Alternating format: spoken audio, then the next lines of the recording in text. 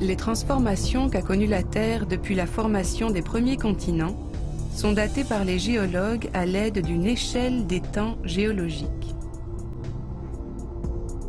L'ère géologique la plus ancienne s'appelle le Précambrien.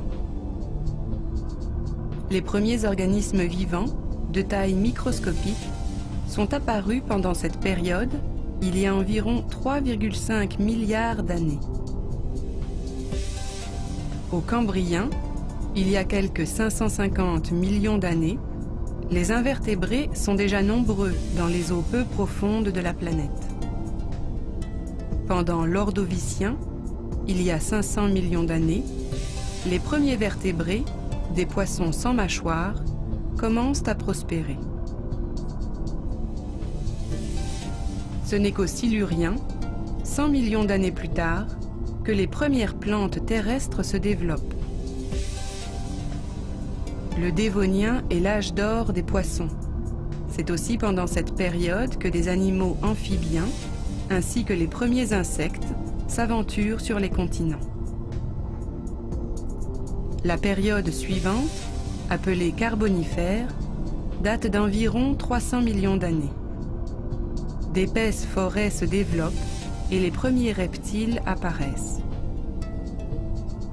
Le Permien est dominé par les reptiles, terrestres et aquatiques.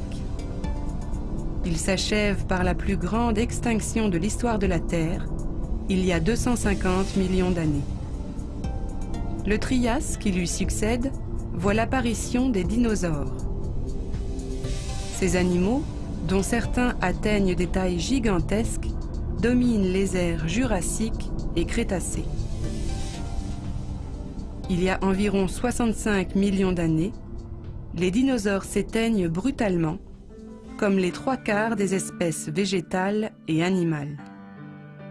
Ces extinctions marquent le début de la période dite tertiaire, qui voit l'apparition des oiseaux, descendants des dinosaures, et la domination des mammifères.